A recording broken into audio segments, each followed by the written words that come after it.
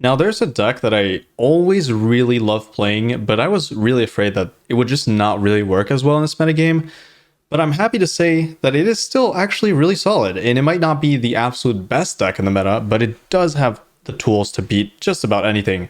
So yeah, there's green-black mid-range, no turtle, so that was one difference from the old list, or not old, but like previous meta list, where some people were playing the turtle. Now we're just streamlining everything for just the maximum amount of like good interaction and good creatures, the best creatures you can play.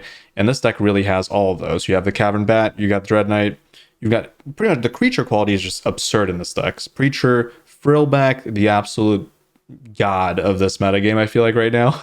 This thing is crazy. Not only do you get the exile potential of the player's graveyard, which is more and more relevant as we keep going, because we're finding more decks that use the graveyard now. And we also have the enchantment and artifact destruction, which is also going up in value. So this card has only gained in power quite a lot. And Glissa, also kind of similar to Frillback, does also interact with enchantments and does give you potential card advantage, but it is way weaker than it was before because the Preacher now just kind of fills that role. And since you have the Frillback, the enchantment and artifact, or specifically just enchantment destruction, is less relevant because there are more token decks as well. So you're not really connecting as often with Sunslayer. So this might be the card that is the least valuable in this deck. We also have the Sentinel. This card is just really good. It gives you extra value with the map tokens, and it's also just a fantastic creature to attack and block. Obviously, the Goat, Shield Red. And this card, Bat God, that has also been a card I'm appreciating more and more, I feel like, as we go on into the metagame. I just feel like having a 4/4 flying lifelink with upside is kind of crazy. It's just so good against all the aggro decks, and since it's flying, it's also useful against other mid-range decks. It's just overall really good. So this deck is all about having the right answers for everything, having answers for everything, and just playing your own board presence that's just really, really effective. And that also gives you card advantage. Just everything does so much in this deck. And it is really good against Boros. It's pretty good against control, I would say. It's not great, but it is pretty good. It's not great against ramp, but that's kind of expected. So you're mostly kind of struggling against extremely greedy decks, even though you still have your sideboard to kind of bring things more in line. You'd probably need to stack the sideboard a little bit more than I did. I'm trying to like limit the amount of sideboard I'm dedicating to very specific matchups like ramp, because I don't see them that often. But you know, you can play more Lily, you can play Stonebrain. There are options available to you. I'm still experimenting with this deck. Obviously, since it's kind of a new build and something I still have to play a lot to fine tune the sideboard. At least the main deck I think is good. So there you have it. Essentially, just very solid deck. I don't really think I need to go through much in the sideboard. We got like one copy of Ren. We got one copy of Nissa for Planeswalkers, the Lily as well. So you get a lot of Planeswalkers. That's why this deck is actually decent against control, is that you do have alternative permanents that aren't creatures that are kind of hard to deal with. So that's good. And then Path of Peril being generally good against Boros does help you a lot as well. That's why I have one in the main deck as well. And the Terra Sunder being in a position where, as I said before, targeting enchantments and artifacts has only been going better and better and better as the meta evolves. So this card's stocks have gone way up as well, and this is definitely like one of the top tier removal spells you can play in this metagame. So again, it seems like this color combo just has everything except for counter magic, which is, it is what it is. There's still ways to beat those decks, but yeah, you probably have to stack the sideboard a little bit more. Anyways, I'm gonna leave you with that. If you enjoyed my content in general, you can check out my second channel, where I have a bunch of deck builder gameplays and also roguelikes as well. So yeah, go ahead and check it out if you enjoy my content. I appreciate it, and I'll leave you with that. Do I keep 5 lands on the draw? It's kind of awkward. I don't think I should.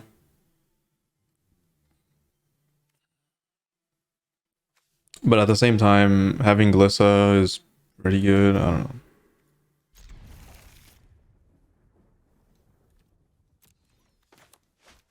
Yeah, Slogurk is a really, really good card against a deck with no exile. Very, very good. Like, it's an absolute nightmare, actually. You would probably just concede most of the time. Oh, there it is, right?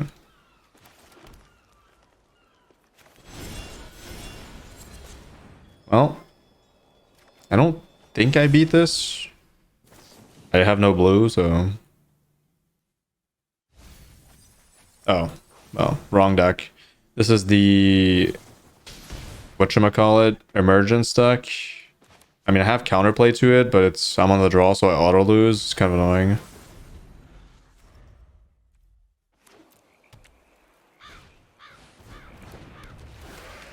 Actually, I might be fine with the bat, maybe.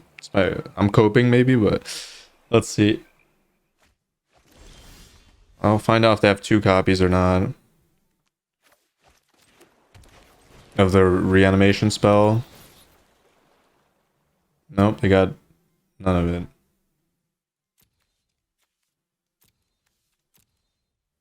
Jace? Is Jace really that good? It's not better than Founding, right? Definitely not. I'll just exile the graveyard next turn, I guess. Yeah, Founding is way better than Jace in this spot. They don't even have the mana to cast multiple things. Yeah. Rollback is going to do some good stuff here. This matchup is easier than the, obviously, the Slogger deck, so... Emotions are distractions. Focus on the facts.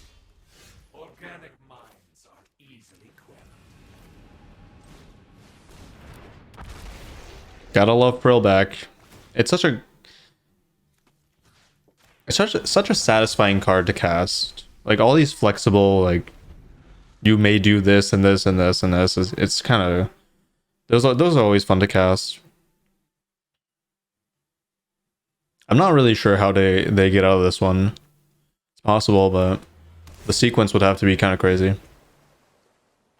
No, this is not the winning deck from Chicago. This is the high roll emergence deck. It's been online. Everybody has their different build. Wow, that's actually okay. It's possible to come back from this now. They found this specific sequence potentially. I can destroy it though. There's emergence, so I gotta destroy that. Yeah.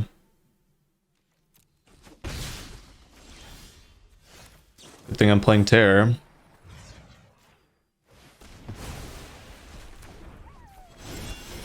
The good thing about the green-black deck is it has so many different efficient tools that it just kind of has...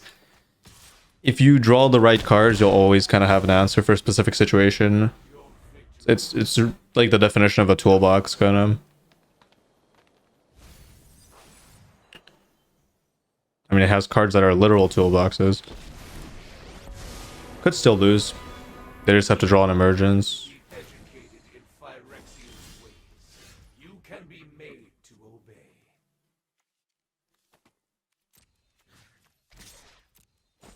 But even then, I think I'm okay.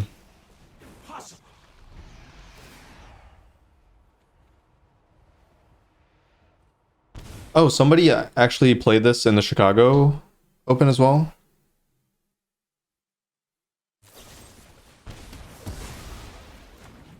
That's unfortunate. Okay. Whatever. Wait, they plus nothing? Nice. So Sultai Reanimator, was that the deck? Is that the exact deck they're playing? Give me 1 second.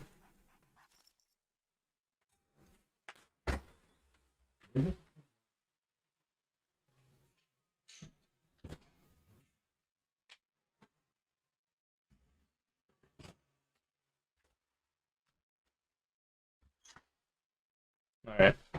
So Hearse, obviously, Frillback. I need 4 copies of Terror. I don't know why I cut the... Such a... I don't know why I did that. Regret. Yeah, I see the deck. I see the deck in the list.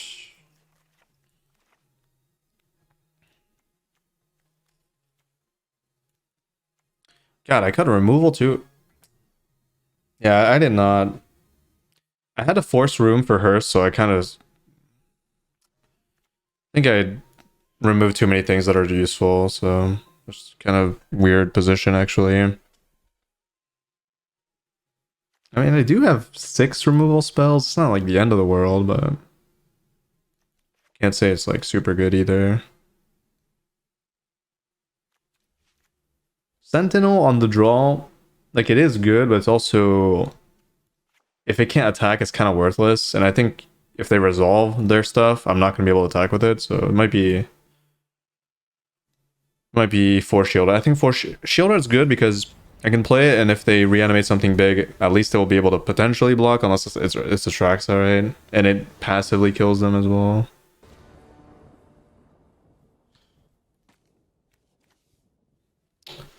It's not great, but it does have Boseiju, which is effective against them. I'm assuming. Oh, I can actually check the list here. Let's see how many basics they're playing. I would assume if it's a tournament deck, at least one. Yeah, one. Okay. So the value of Boseiju is not as good as it would be otherwise. I think it's still good enough, though. This is like barely keepable, I think. Essentially.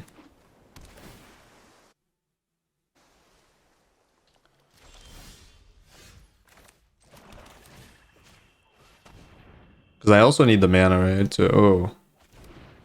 Okay, that's not good. What is this?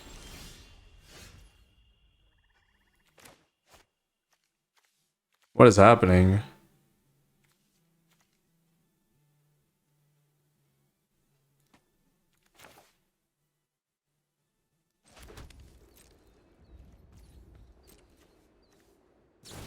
Yeah, this is actually scary. I did not expect them to have that many creatures.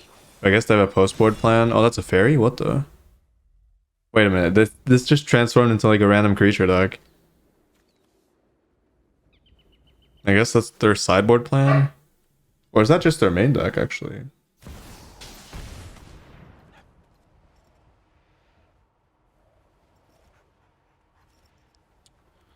Where X is the number of times. Destroy up to one artifact if you control that artifact.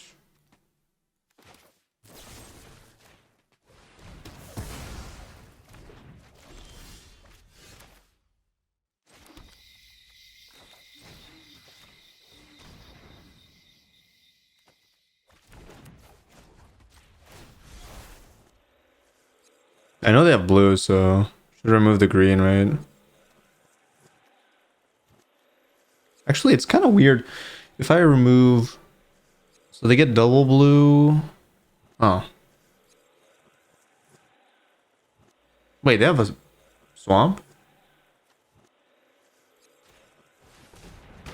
Wait, now I'm confused. I thought I saw only one island, but there's an island and a swamp? Okay. It's a little bit worse for me then.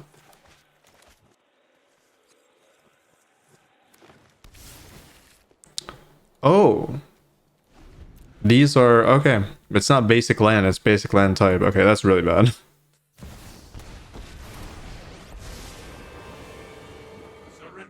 Probably just lose the game here. We can improve upon your ideas. Or maybe not.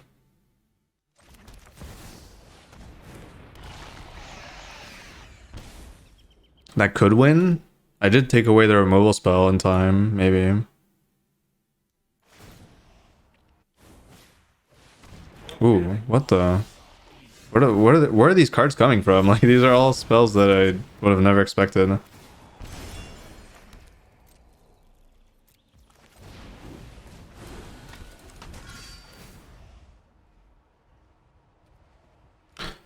That is actually really annoying. They're playing a lot of things that are surprising me here, because usually they would have no good blocker against Shieldred, but now they have a good blocker against Shieldred. Yeah, it became a mid-range, like, creature deck. So weird. Very annoying.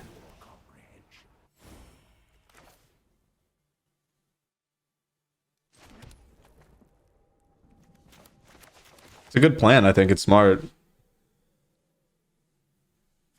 It's really smart.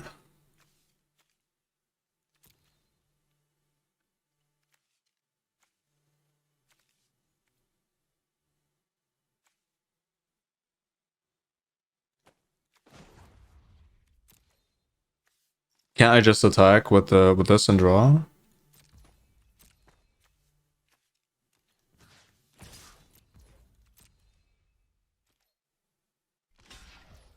I was gonna swing with the cottage, but I don't know if that's correct or not. Probably not.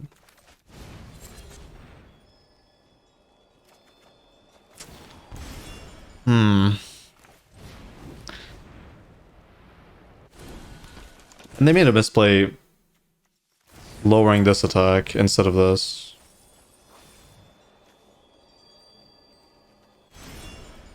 That's good. They can put lands on top. I mean, once they hit the emergence, they kind of just lose, right? I bricked super hard. I really did. I didn't find a single copy of Frillback. I didn't find a hearse. I didn't find any removal. Well, actually, I found one removal as well. Okay, sure. No bat. No preacher.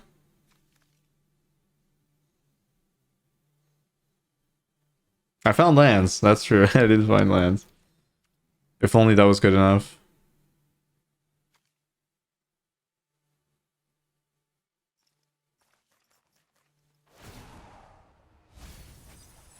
Alright, that's decent. Oh, they draw 3. Wow. Dude, imagine Shield Red wins me a game where I literally drew nothing. This card's degenerate sometimes. Just play 1 4-drop. That's a creature, and it just wins. Okay. Guess we lose this one.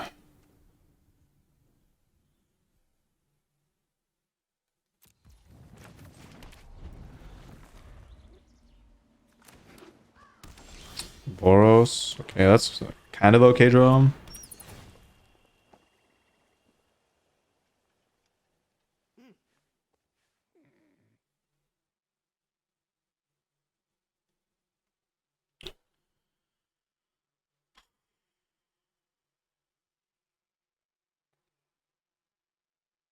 Wow, I'm surprised that this even exists.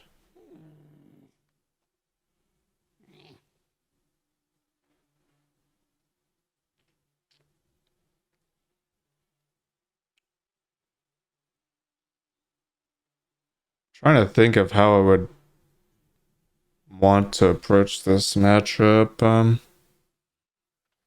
If I just let them do wedding announcement virtue, I think I'm gonna lose. I think I have to take this.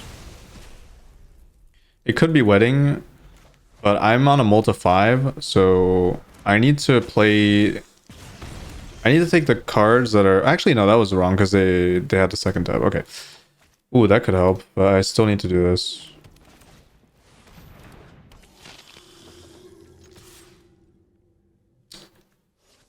I want to be at higher health, right? Yeah. Okay, so yeah, that was wrong because they had a tap land, but otherwise they would, if they had all untap lands, it would be correct, I think. Because I need to take the things that are most mana efficient for them.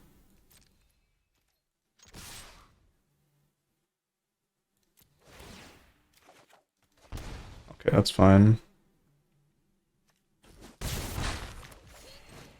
So in this case, I would have probably taken wedding announcement, yeah, if I actually registered that they had the land.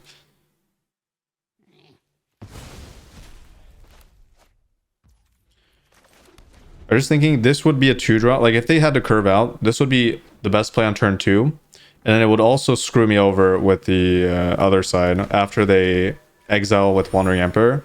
So I'd have to attack, they would exile, and then they would play the Virtue, and then they would have a 2-2 that would keep growing. I would just lose the game.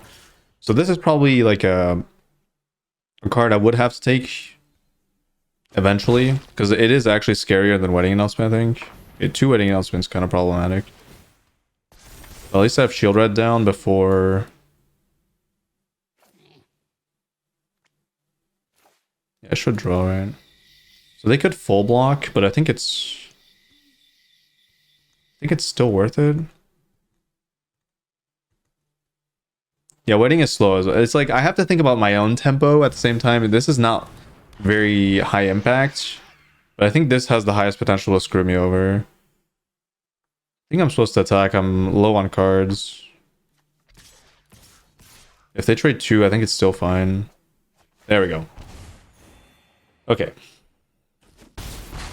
They didn't block. I feel like that's such a free block in their position because they only lose 2. And half of those are tokens. Actually, you could consider that all of these are tokens, basically. I don't see why they wouldn't block. That might give me the win, honestly. That's such a huge leg up that I have now.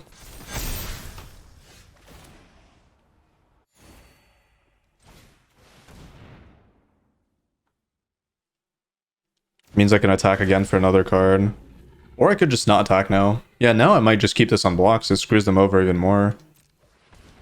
Don't really need the card.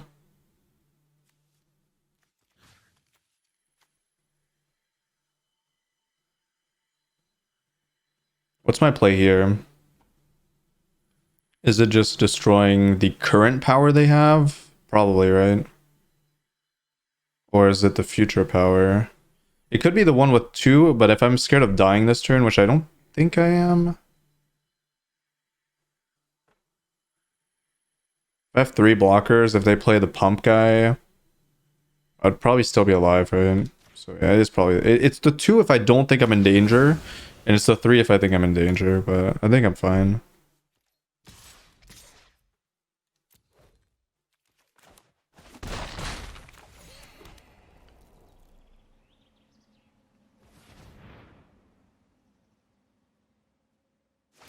Oh yeah, I gained even more health. Oh yeah, I have the 4. Yeah, no, okay. I was at effective 29. I didn't even realize. Plus the blocking. I'm at effective 35 here, so yeah, we're safe. Only 29. Yeah, Frillback is so good right now. Just like Loran is good right now. This is probably... I was going to say it's even better than Loran. I'm not even sure that's true, though, because obviously you cannot play this on turn 3 flat, right? So it's kind of like a 4-drop, which is a little bit awkward.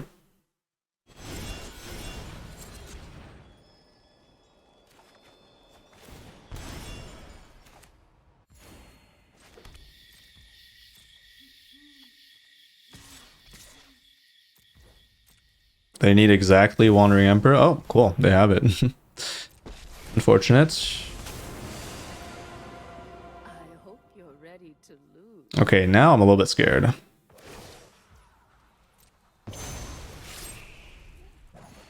am almost sad to see you go. Okay, now I'm a little bit scared.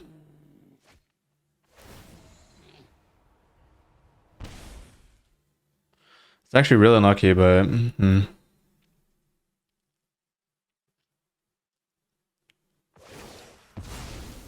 They kill Shelly, I can play another. It's not about killing Shelly, it's about the amount of board presence they gain from Wandering Emperor, and they also the amount. So it's like twofold. One, they get board presence, and they also destroy my only attacker, and they get their cards back. It's like threefold. It's triply good.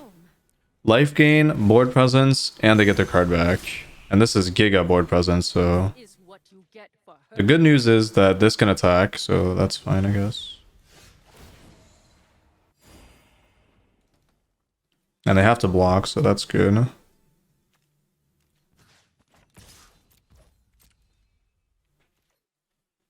I need a Gix's command, like, right now. It's possible. I have 2. Do I have 1 Path of Peril main? No, I don't. It would be justice if I got it, right?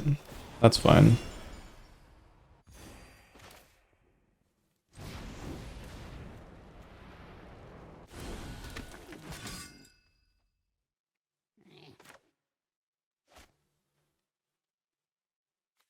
I mean, it's probably this, since this can have an impact immediately, but this cannot. At least I could go for a desperation draw if I feel like it. Maybe that turn I had to go for a desperation draw. Yeah, maybe. Yeah, I probably should have, actually. Actually, that's not as bad, I think, as this coming down, potentially. No. It is bad.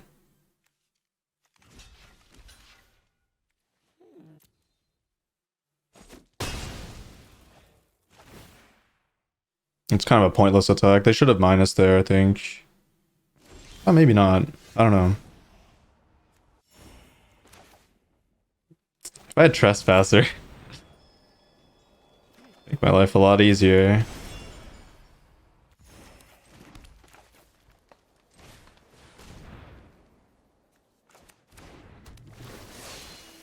Wait, maybe I go for Desperation Draw now. Ah, it's too late, right? I go next turn probably.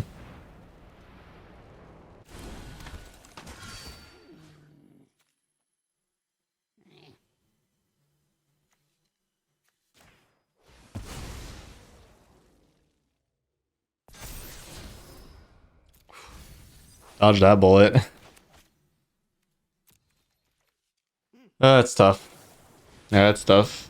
I wish I had a little bit of reach. I wonder if it's possible for me to play like one Trespasser or something.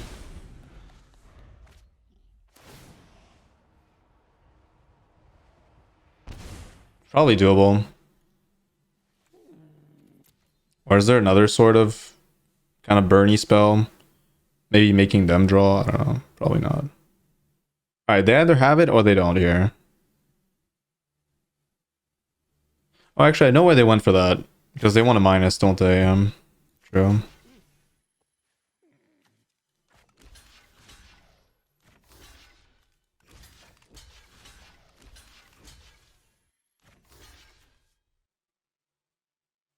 Wait a minute. Oh yeah, everything's untapping, right? I was gonna say, why would I do that? But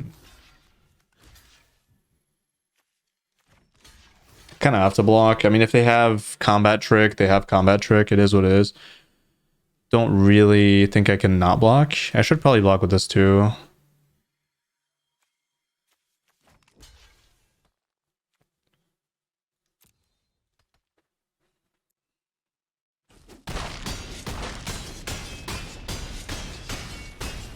At the very least, I mean, they're buying themselves one turn.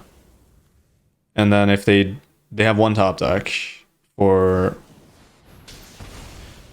Of course, they have a random ass Helix in their deck. You know what? That's actually fine, though. Because then they don't untap. Which means I get lethal. Very big oversight there, I think. I don't actually think killing Shieldred was the... well,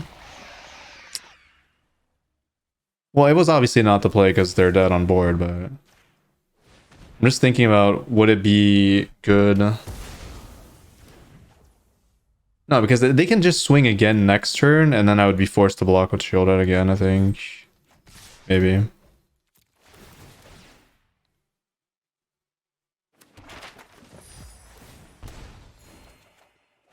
But that is unfortunate. Like, Lightning Helix is not a card I want to see in this matchup. Well, actually, I don't even know if that's true. Like, most of my creatures are pretty high toughness. It's just about the life gain, what I'm trying to... Because they can put me in a board lock easily. And from that position, I only have Shieldred to rely on, so any life gain is really bad. Now I have this, so... Tear as well. Tear is... Yeah, Tear is good if they're playing both Wedding and Call. Their deck seems way too slow. It seems like a worse version of just the traditional Convoke Boros deck. That deck is so efficient and does things very, very cleanly.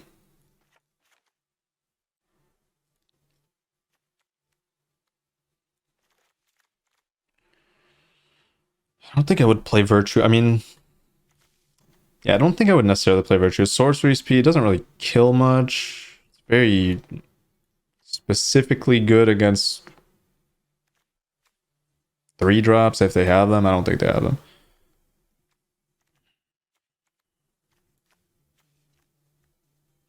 They're gonna bring in removal as well. I need to tone down my spot removal spells, I think. So like Cut Down is not that effective because if they have the enchantments, it's worthless. The only thing it's going to be good at is if they're playing that 1/2 that grows, but I have to hit it immediately, so it's kind of awkward. I think I'd rather have go for the throne.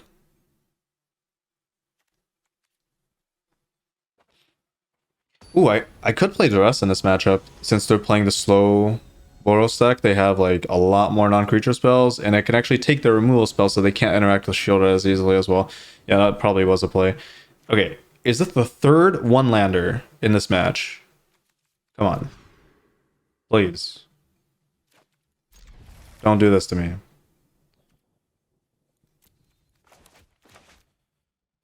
Don't do this to me.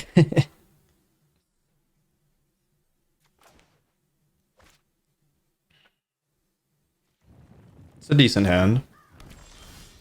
Okay, now it's a very decent hand. Just need to find a land. Okay, so flash 2/1/1s. There's the land. Arena gives one landers until you craft more. Until you craft more wild cards. So you buy more wild cards for it. Okay, so that's dead. Sure. Low tempo. Very low tempo. Still get info. Perfect. That is such a low impact card in a mid-range deck. If you're not playing an aggro deck. So low impact. It does mean this land can attack, which is fine, I guess.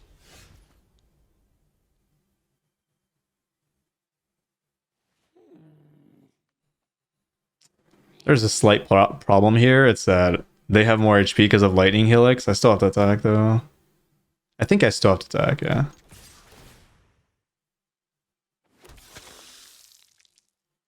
If they top decked Wandering Emperor, they top decked Wandering Emperor. Oh wait, I'm gonna catch them here.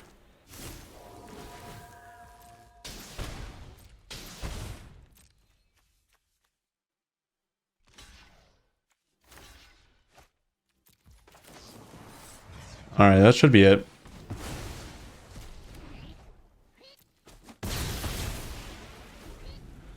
Man, Tear is a card, eh? That's why I have some hope in green-black. I think the cards in the deck are kind of crazy, but it just has very limited options when it comes to dealing with specific strategies. Mostly like control. I mean, control's okay. It's more like ramp and combo strategies. That's where you really need the blue, and you don't have blue, so...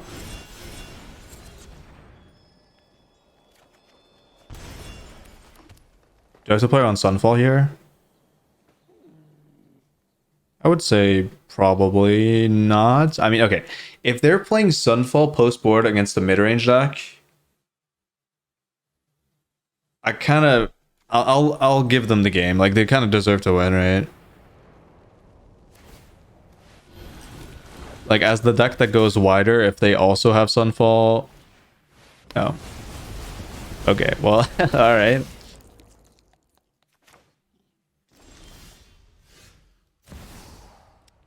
They actually have Sunfall. Okay. I don't really know why they would play that against me. Because most of the time they're going to be the ones losing more board, but... yeah, whatever. I mean, it worked there. Hey, can't... it works. It works, eh? They probably have like one post board and they drew it, so that's what it is.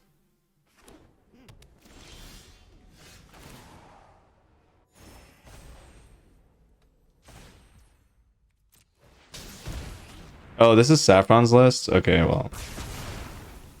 I mean, that doesn't really change anything. I don't... like, knowing who made the deck doesn't really... like, I don't even know what it is. I don't know what's in the deck, so...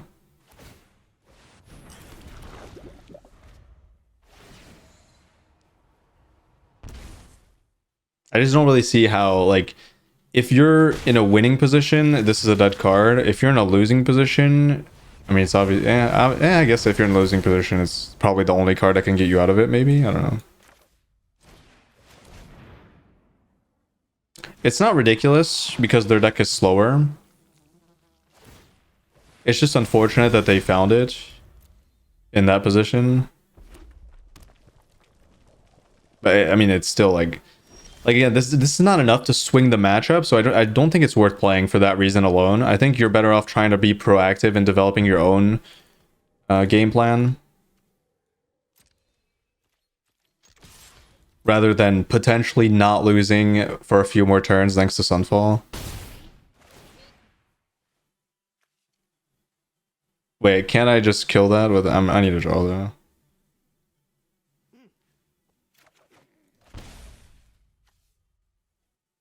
I'm actually kind of dying, I just realized. Maybe I just crack this now. Gain the life, get a 3/3. I think that's kind of good. Like, what could they really draw outside of Sunfall number 3? It's not happening, right? Surely.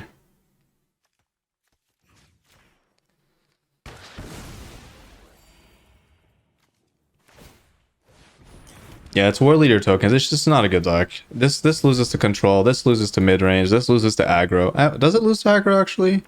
Maybe it doesn't. No, it doesn't lose to aggro actually. Yeah, it has a very good matchup against aggro. That's probably the only reason to play it. Disruption. Everything in your deck is kind of value in a way. That's what makes this deck really shine, I think. Okay.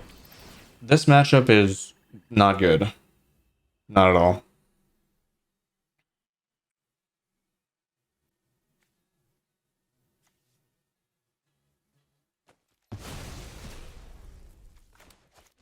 But with a hand like this, it might be okay.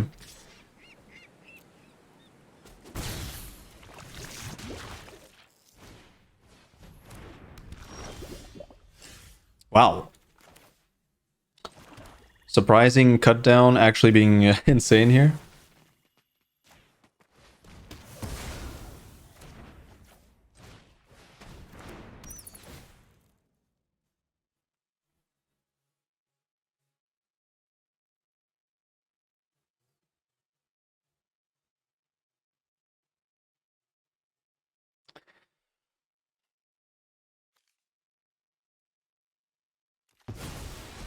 That's a pretty annoying choice I have to make because this is going to be good eventually. But it's not good right now, and it's not good like... I don't know, it's hard to say because if they draw the right sequence of cards here, this could be just the best thing they could have. Where the 2 mana chains into, you know, them also casting the spell like Skrelv's Hive, right?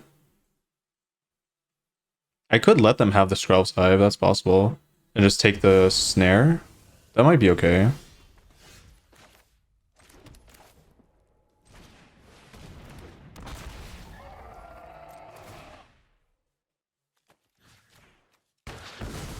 Rollback is so good, yeah. This card has been pretty nuts. I think I'm down to... I don't know. I don't know if the snare is better or worse. It's actually really hard to say whether it's that bad or not. I think it is pretty bad because it would proliferate. But they're very close to this actually being lifelink as well. Ugh. I don't think lifelink's a huge deal though. I think it's snare. Take away the removal spells is usually the default line with the bats. Alright, am I happy about this? Absolutely not. Absolutely not. But this is only... I mean, it was not... I wasn't playing this for this specific matchup. So in a Boros matchup, I would have to trade at some point with the bat, and I would no longer have the bat. In this matchup, this is one of the rare ones where I would want the sweeper. That's insane if I draw a land. I would want the sweeper, but I also have bats that are pretty much permanents in this matchup. So it's just really not too efficient here.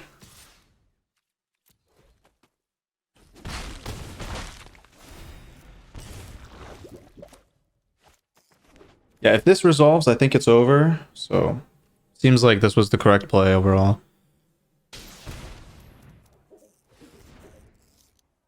2, 3. Is that removal?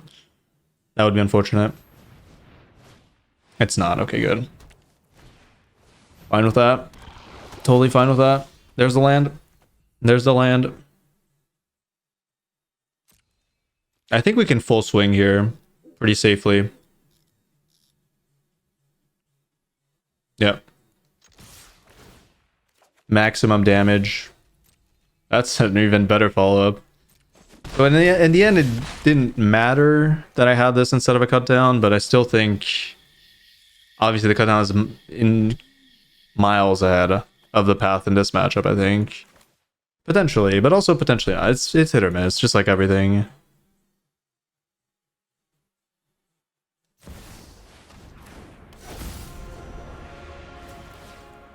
Like there could very well be a position where I have no bats and I have a 3-drop, and then this is like 10 times better than cut down, right?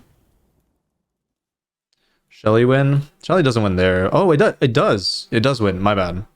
I forgot this was a self-ping every turn. I was too busy talking about path versus cut down. I was not really paying attention. I mean, there is absolutely no way they could ever win here unless... Oh, wait, actually... That's not true. They could draw exactly Serum Snare and then Serum Snare again. And then they have Lifelink. And then they have 3 attackers, but then they have this double striking. Yeah, okay, I could have lost. I need to be more careful about that.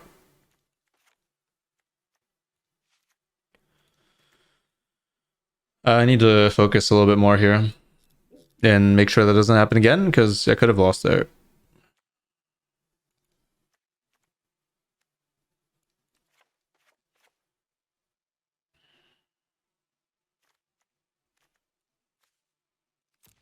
Skrelv, yeah. I mean, I'm still going to play Path, I think. Terra is interesting. I think it's worth playing. It does hit Skrelv too.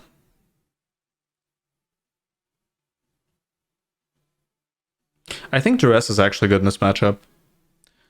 You hit their tricky spells, like the Serum Snare, you hit the Phase Out spell, you hit the Skrelv's Hive. I actually think it's effective.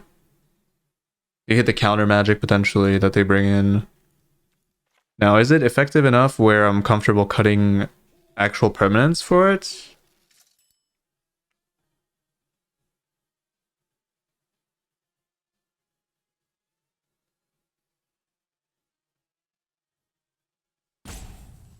I have so much less removal if I play Duress actually.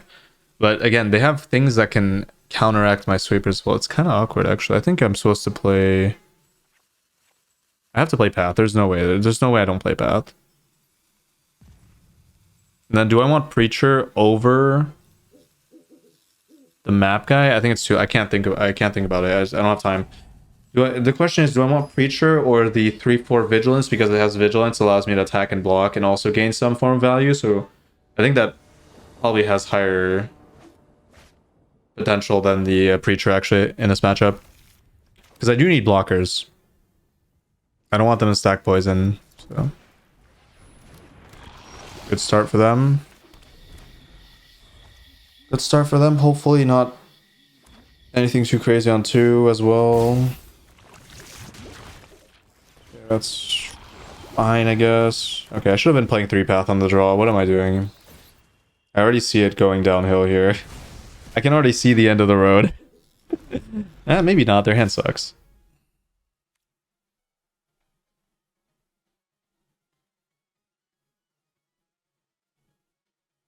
I think it's just incorrect to block. It could be. Sentinel's better on the play. Sentinel's better on the draw, actually. Damn, if I know I was drawing, if I was drawing that, I would always block there.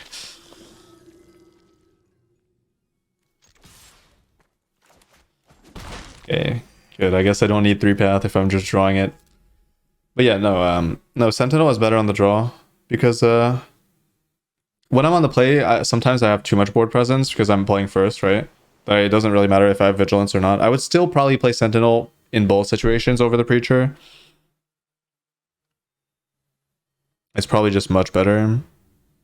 And I should be playing another Path instead of something. Sure. It's kind of annoying. Actually, I should have... No, because if I block, they just activate. Yeah, it's kind of awkward now. I should have... Did I have blocked? I don't know. I think I have to not attack now, though.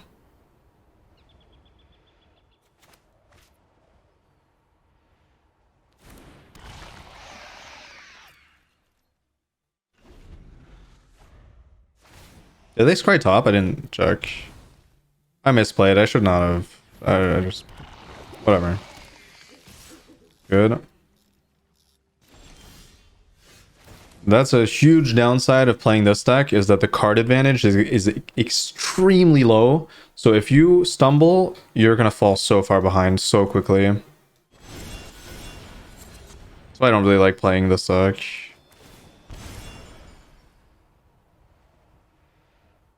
What about cutting bats for paths and duress? Ooh, that's kind of interesting, actually. I didn't even consider that, because this card is always like an auto-include in every situation, but maybe in this specific matchup, you're actually right.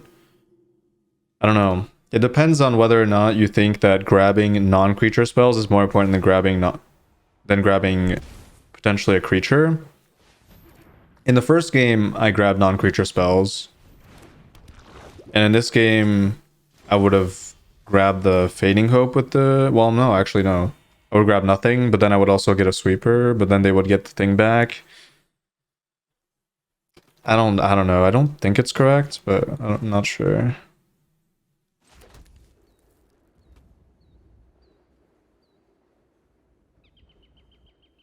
I wonder if it's correct to double path here, to like just path once. Because they get the block, right? If I path, they don't get the block. I think I path. I get to swing with everything.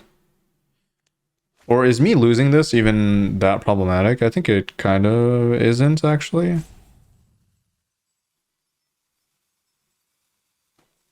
Yeah, you know what? I kind of like this.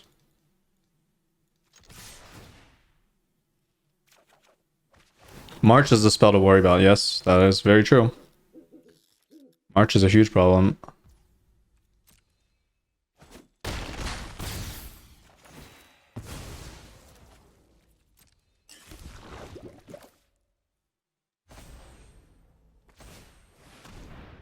Yeah, I'm gonna path. It's just a question on whether or not you do it pre-combat or post, but I think it's better to do it post, because I'm willing to trade one Preacher for both of the...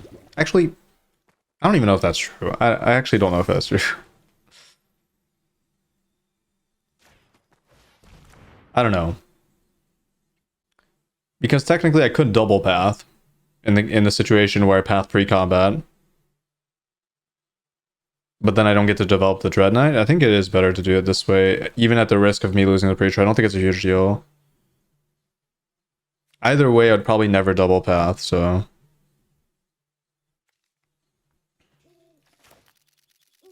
Yeah, I was gonna cast one path. I was just...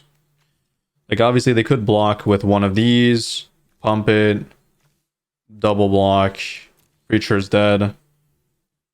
But then I get a path, and then I save my cut down as well. And I just play Dread Knight. That's probably correct. This is not worth that much because I have another copy of Knight, so my card advantage is fine. This is kind of like whatever. Alright, this is the classic. You have everything, so I'm gonna rope you. This happens every single time I play this damn game, so whatever. And I know other people who would want a Blitz mode. I think a lot of people would play Blitz if they had the choice. I think it's a very small minority of players that actually want the full timer. It's only those that are going to be competing, and realistically, I think that's about it. I don't think there are many situations where you would actually need, yeah, the full 6 timers to make a decision. Especially nowadays, I think there were metagames where you could use the 6 timers and you would actually be justified in doing so, because there were some positions in certain metagames that were actually difficult. I don't think that's the case anymore, though. I think this metagame, or standard in the more recent iterations of it, have been very simple.